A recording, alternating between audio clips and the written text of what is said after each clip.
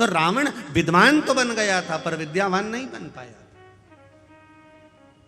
उसका अभिमान उसके सामने बार बार अड़ जाता था। और भगवान शिव जानते हैं कि रावण मुझे लंका में लेकर जा रहा है, ये इसकी अहंकारिता है, ये इसका अभिमान है, क्योंकि मैं पहले आजमा चुका हूं। एक बार देवादिदेव महादेव आनंद के साथ कैलाश पर्वत पर विराजमान थे। भगवान शिव आनंद के साथ जब कैलाश पर्वत पर विराजमान थे, बड़े अलमस्त होकर बैठे हुए थे। मां जगत जननी जगदम्बा अंबा माता पार्वती उनके नजदीक में विराजमान बैठी हुई है।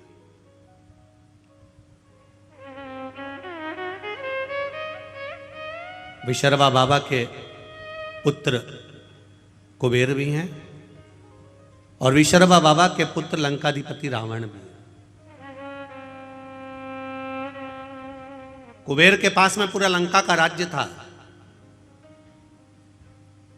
पर कुबेर को रावण का जो व्यवहार था वो अच्छा नहीं लगता था, इसलिए कुबेर ने हाथ जोड़कर अपने पिताजी से कह दिया कि मुझे ये लंका का राज्य नहीं चाहिए, मैं ये छोड़कर जा रहा हूं, मैं अलग कोई अलकापुरी का निर्माण कर कर उसमें मैं विराजमान हो जाऊंगा। और कुबेर चले गए, आनंद के साथ रहने लगे।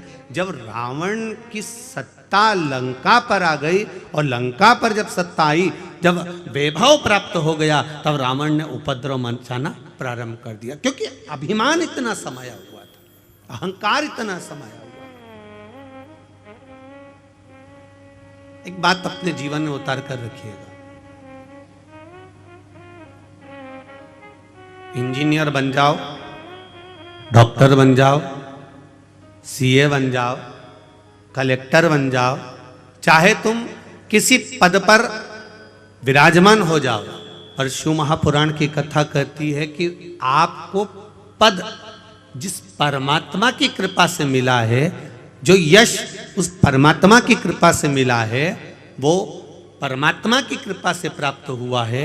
इसलिए पद और प्रतिष्ठा पाकर आप अहंकार में मत डूब जाना, क्योंकि अहंकार में तीन गए, धन वैभव और वंश।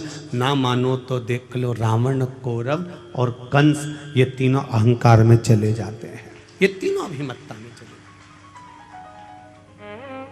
रहे।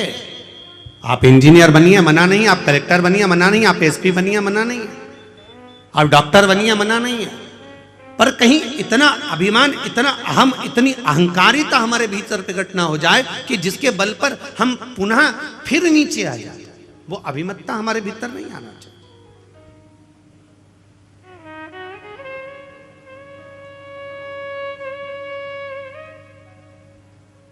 और जिस दिन हमारे भीतर वो अभिमत्ता प्रकट हो जाती है, उस दिन हम भगवान से दूर हो जाते हैं,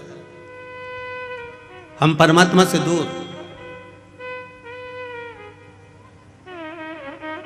जब अभिमत्ता चली जाती है, फिर हम परमात्मा के करीब में आ जाते हैं, वापिस पुनः भगवान के पास। शिव कथा कर रही है, लंकाधिपति रावण को मालूम पड़ा, कुबेर जी को मालूम पड़ा कि लंकाधिपति रावण ने उपद्रव मचाया है, और ऐसा उपद्रव मचाया है कि पूरी तरफ हाहाकार मच गया। संतों को कष्ट देना, ब्राह्मणों को कष्ट देना, साधुओं को कष्ट देना, सन्यासियों को कष्ट देना, तपस्वियों को कष्ट देना, ये रावण ने देवताओं को कष्ट देना प्रारंभ कर दिया। तब कुबेर को मालूम पड़ा, तो कुबेर ये विचार करे मैं अपने भाई को समझाऊं तो मैं ना जाऊं, किसी दूसरे को भेज दिया। करना चाहिए। परिवार यदि टूट रहा है,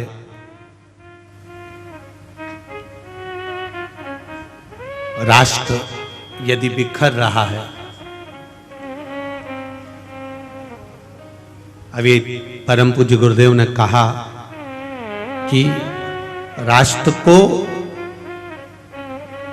आपको और हमको संभालना पड़ेगा। ये पूज्य गुरुदेव अभी कहे, कोई दूसरा नहीं संभालेगा, आपको स्वयं संभालना है, आपको स्वयं निभाना।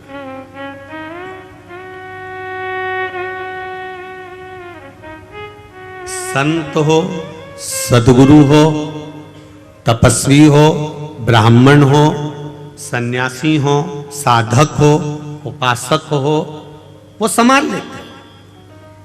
कुबेर ने लगा मन में कि ये मेरा भाई गड़बड़ कर रहा है, तो कुबेर ने तुरंत उसी समय पर अपने दूतों को भेजा और जाकर कहा कि रावण को समझाकर आओ कि ये क्या कर रहे हो,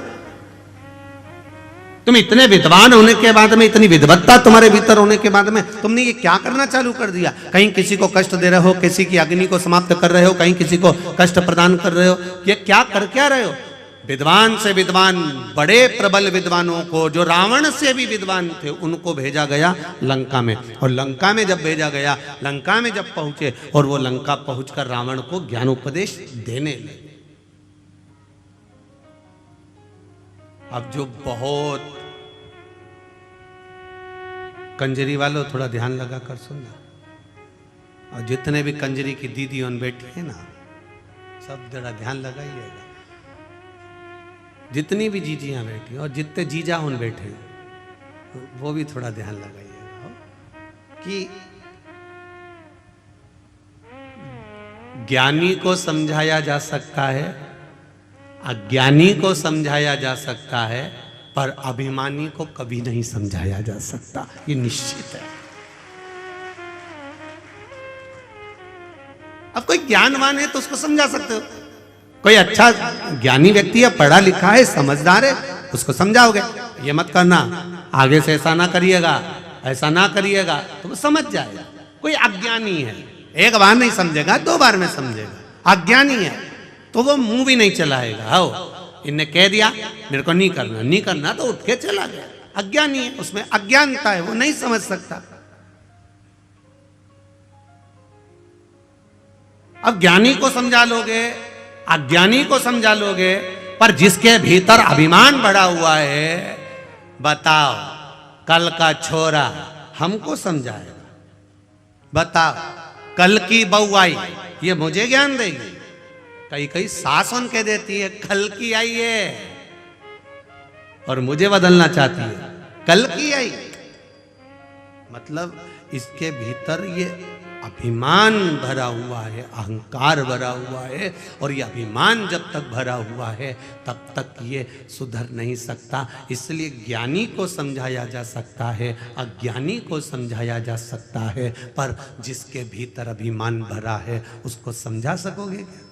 बोलो तो जम के जरा, समझा पाओगे? नहीं समझा सकते। आप कितना ही प्रयास करो समझा नहीं समझ सकते।